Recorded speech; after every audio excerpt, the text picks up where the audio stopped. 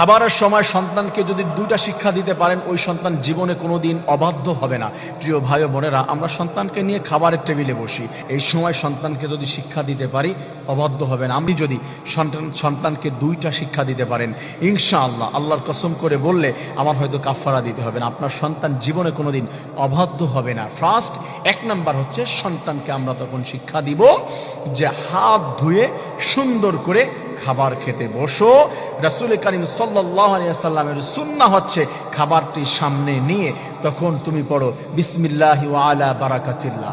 বিসমিল্লাহ পড়ে যদি কেউ রাসূলের সুন্নাহ অনুযায়ী খাবার শুরু করে, আল্লাহ রাব্বুল আলামিন জানিয়ে দিয়েছে আমি আল্লাহ রাব্বুল আলামিন ওই খাবারের ভিতরে বরকত দান করে দেই।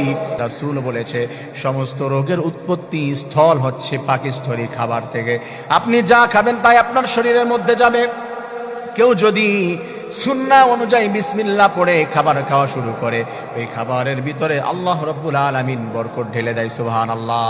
দেখেন, সন্তানকে আপনি যে শিক্ষাটি দিবেন, সন্তানকে বলবেন যে বাবা একটু লিমিটেশন বজায় রেখে রাসূলের সুন্নাহ তরিকায় খাবার খাও, রাসূলের সুন্নাহ অনুযায়ী খাবার খাও। একটু বয়ান করবেন ছোট্ট করে, এই রিজিক আল্লাহ তাআলার পক্ষ থেকে এসেছে, এটা অনেক মূল্যবান। এই রিজিকের সাথে কখনো বেয়াদবি করতে হবে না, এটা আল্লাহ দিয়েছেন, আল্লাহ আবার নিয়ে যাবে, এটাকে সম্মান জানাতে হবে। এভাবে সন্তানকে বুঝিয়ে আল্লাহ তাআলা আমাদের সুন্নাহগুলো মানার তৌফিক দান করুন, সন্তানকে বাধ্য করে রাখার তৌফিক দান করুন। আমিন।